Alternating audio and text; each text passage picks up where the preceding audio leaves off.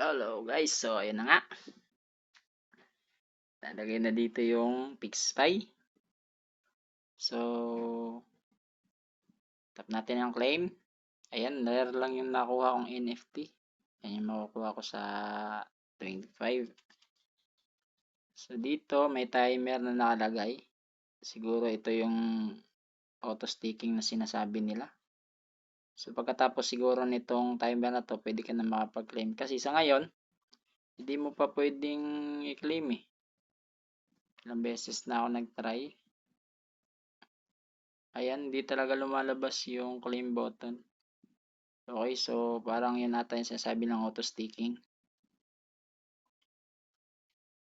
So, ang daming ano ngayon, ang daming na umiiyak.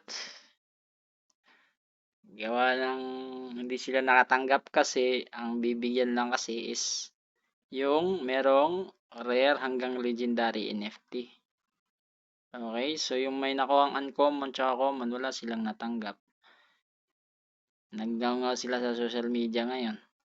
Ayan, ito nga lang yung nakuha ko, pero okay na ako dyan.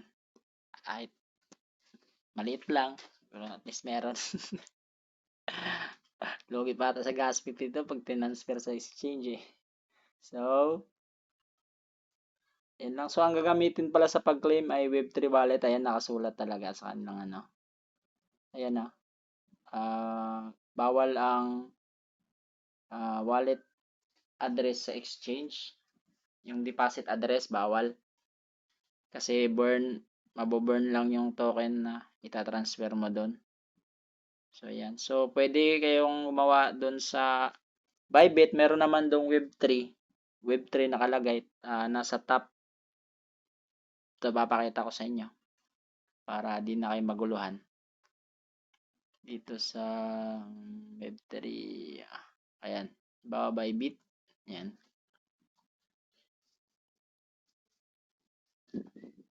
Ayan. Web3 ayan Nasa tabi ng exchange. Exchange. Ayan, Web3.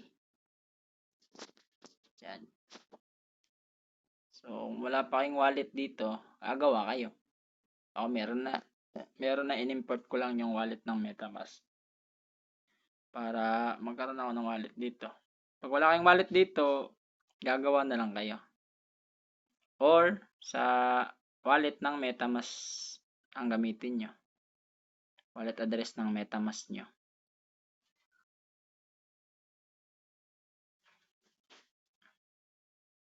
Yan ang wallet ko.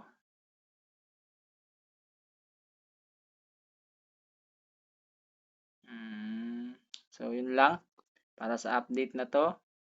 At God bless sa ating lahat. Bye-bye.